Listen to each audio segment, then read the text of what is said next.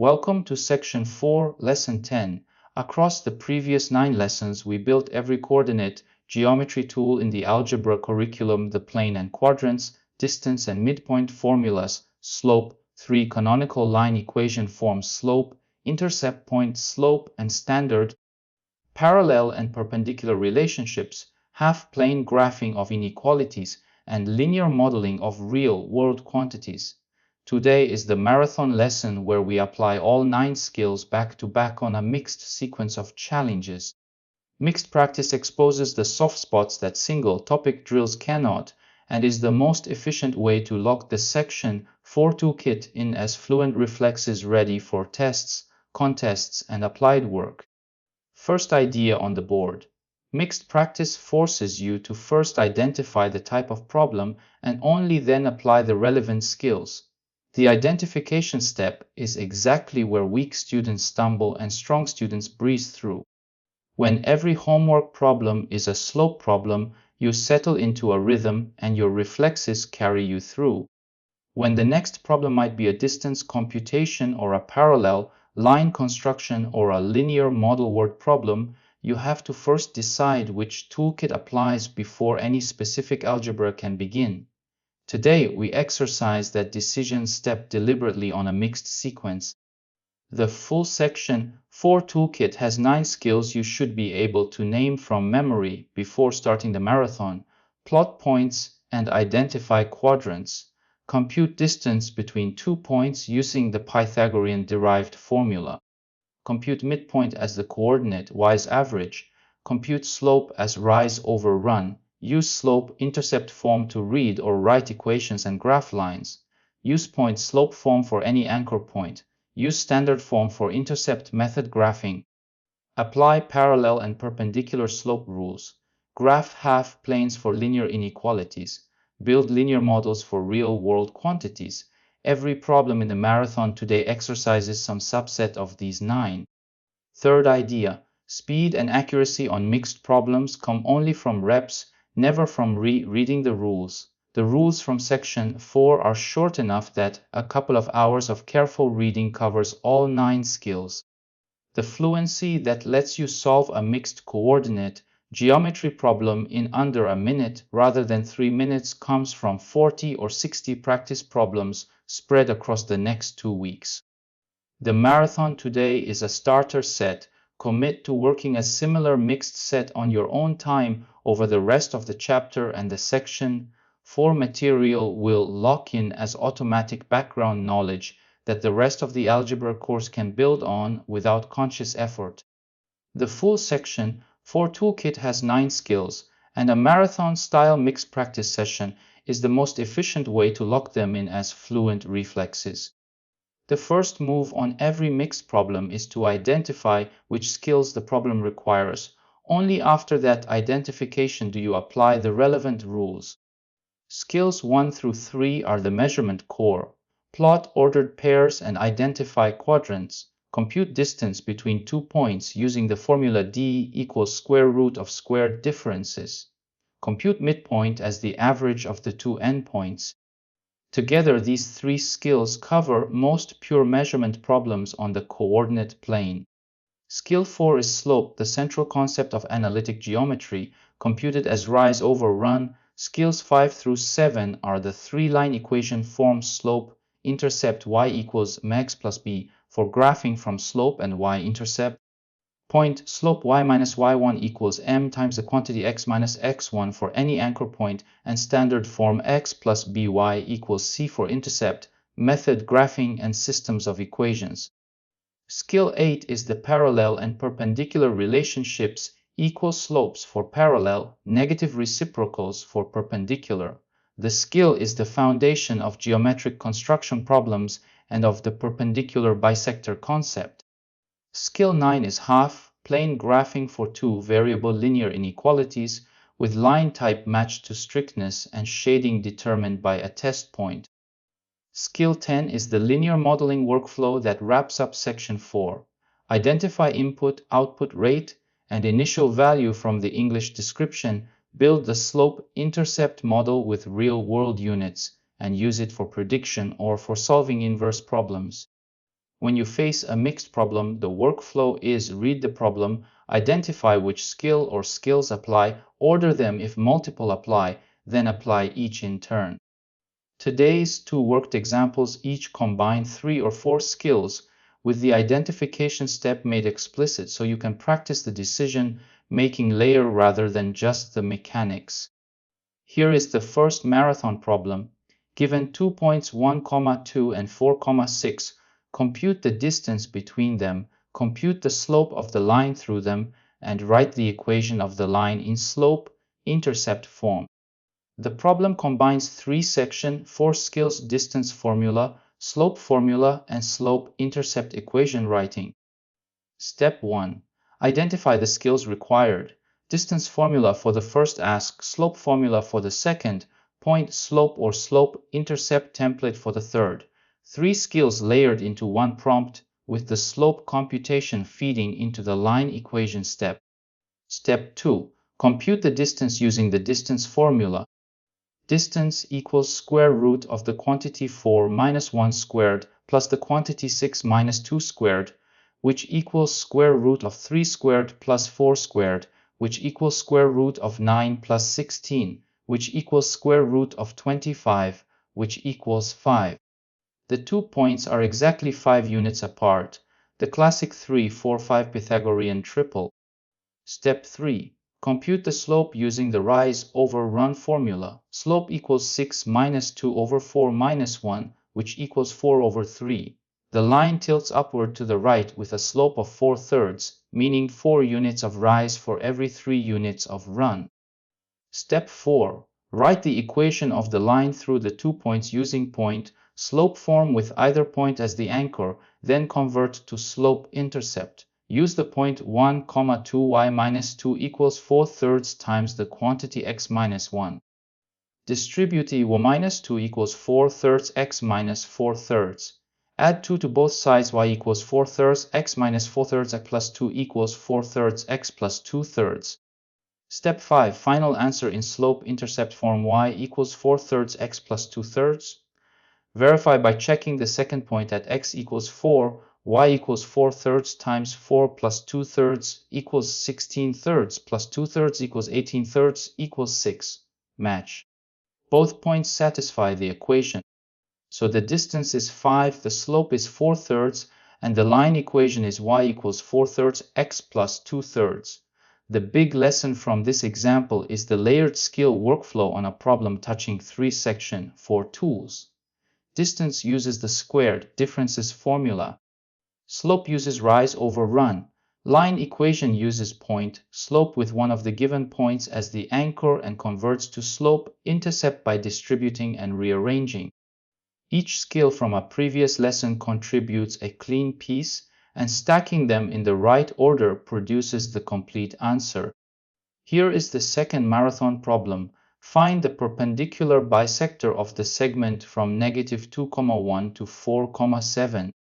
The problem combines the midpoint formula from Lesson 2, the slope formula from Lesson 3, the negative reciprocal rule from Lesson 7, and the point-slope form from Lesson 5. 4 sections, 4 skills layered into one classic geometric construction problem. Step 1. Identify the skills required. The perpendicular bisector is the line that passes through the midpoint of the segment and is perpendicular to the segment. So we need the midpoint of the segment, the slope of the segment, the negative reciprocal for the perpendicular slope, and the point-slope form for the equation. 4 skills in a clear order. Step 2. Compute the midpoint of the segment. Midpoint equals the pair with x equal to -2 plus 4 over 2 equals 2 over 2 equals 1, and y equal to 1 plus 7 over 2 equals 8 over 2 equals 4. The midpoint is 1, 4, the anchor point of the perpendicular bisector.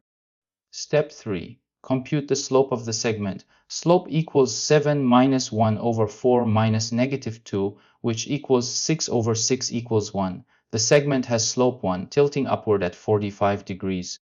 Step 4. Apply the negative reciprocal rule for the perpendicular slope. Perpendicular to slope 1 is slope -1 over 1 equals -1. The perpendicular bisector has slope -1. Step 5. Use point-slope form with the midpoint anchor and the perpendicular slope. y-4 equals -1 times the quantity x minus 1. Distribute to y-4 equals -x plus 1. Add 4y equals -x plus 5. Step 6. Verify the perpendicular bisector passes through the midpoint 1, 4 at x equals 1, y equals -1 plus 5 equals 4. Match. The perpendicular bisector has slope -1, perpendicular to the segment slope of 1 because their product is -1. All checks pass. So the perpendicular bisector of the segment from -2, 1 to 4, 7 is the line y equals -x plus 5. The big lesson from this example is the 4-skill perpendicular bisector workflow midpoint for the anchor segment slope, negative reciprocal for the perpendicular slope, point slope form for the equation. The pattern recurs constantly in geometry constructions, in the equation of a circle through 3 points, in finding centers of triangles and other polygons. Mastering it today opens up a wide variety of harder geometric problems in Section 15 and beyond. 3 mistakes that catch every algebra student during their first weeks of Section 4 Marathon practice. Each one is fixable by a small explicit habit applied between problems and at the end of every problem. First mistake: applying the wrong skill first because you misread the problem type. A student sees a problem that asks for the equation of a line and immediately starts computing the distance or the midpoint or the slope without checking whether the problem actually needs that intermediate step. Some problems do, some do not. The cure is the explicit identification step at the top of the workflow. Read the problem completely, name the skills required and their order, then apply them in turn. Second mistake: sign error in the slope formula because the numerator and denominator subtractions are done in inconsistent orders.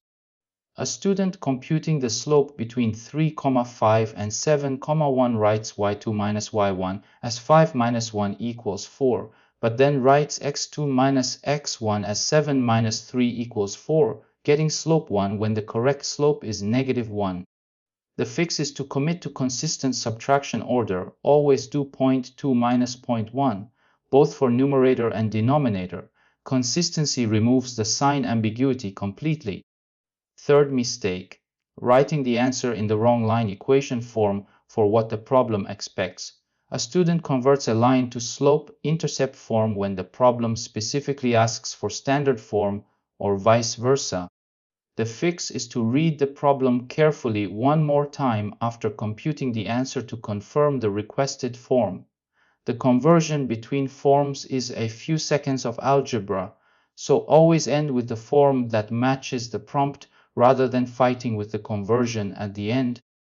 Mixed coordinate geometry skills are foundational across standardized tests, contests, computer graphics, engineering drawing, and many other fields. Specialized single-skill practice builds individual fluency, but mixed marathon practice builds the decision-making fluency that real applications demand. 4 broad domains below. On the S8, ACT, GRE, and most state algebra and geometry exams, coordinate geometry problems routinely combine 3 or 4 of the Section 4 skills in a single prompt. Students who have practiced mixed marathons consistently outscore students who only did topic-by-topic drills, even when both groups have studied the same total hours. The marathon format is the gold standard of test preparation for these exams. In contest math, the AMC, IM, and similar competitions feature coordinate geometry problems that combine 4 or 5 skills in a single problem and expect competitors to recognize the pattern in under a minute. The decision-making fluency built by mixed marathons is exactly the contest math skill, and the Section 4 material extends directly into contest preparation for students who pursue it. In computer graphics and game engines, every frame rendered to a screen uses coordinate geometry algorithms continuously. Sprite positioning, collision detection, ray casting, mesh manipulation, camera projection, and lighting calculations all rely on the distance, slope, and line equation primitives you learned in Section 4. Modern game engines run these calculations millions of times per second, and the underlying mathematics is exactly the Section 4 toolkit. In engineering, drafting, and computer-aided design, every technical drawing depends on coordinate, geometry constructions. Architectural blueprints, mechanical drawings, electrical schematics, and civil engineering plans all use parallel and perpendicular constructions, distance and midpoint computations, and line equation manipulations on every line of every drawing. CAD software automates these constructions, but is built on exactly the Section 4 algorithms. The skills you build today scale into every professional technical drawing context. 3 things to take with you from this marathon lesson today. Mixed coordinate geometry practice is the most efficient learning move available to you once the individual skills are at least passable, and the Section 4 toolkit is now complete enough to support marathon-style practice from this lesson forward across all of the rest of the algebra course. First, mixed marathon practice is the gold standard of coordinate geometry fluency. Single skill drills are necessary for building each individual skill, but they cannot substitute for mixed practice when you need to recognize problem types and switch toolkits on the fly. Every standardized test, every applied math problem in physics or engineering, and every real-world coordinate geometry calculation in graphics or CAD is a mixed problem. Train for the mixed condition by doing mixed practice as soon as the individual skills are at least passable. Second, the very first step on every mixed problem is to identify which of the 9 Section 4 skills apply in what order. Plot distance, midpoint, slope, intercept, point, slope, standard form, parallel, perpendicular, half plane, linear modeling. Read the problem completely, name the skills required and their order, then apply each in turn. The identification step takes 10 seconds and prevents the wrong, skill-first error that wastes minutes on every problem it occurs in. Third, always verify your final answer. For numeric answers like distances and midpoints, substitute the values back into the original points or recompute by an alternative method. For line equations, plug the given points back in and confirm both sides match. For half-plane graphs, test points inside and outside the shaded region. For linear models, check the units of every parameter and confirm the model produces sensible predictions in the valid range. Verification takes 5 to 30 seconds depending on problem type and catches the vast majority of marathon errors. Coming up next, Section 5 opens with functions, the next conceptual layer above linear equations. A function is a rule that assigns exactly one output to each input, and the linear equations from Section 4 are the simplest non-trivial functions. Section 5 generalizes the input-output thinking from linear models into a foundational concept that drives all of the rest of the algebra course and into calculus.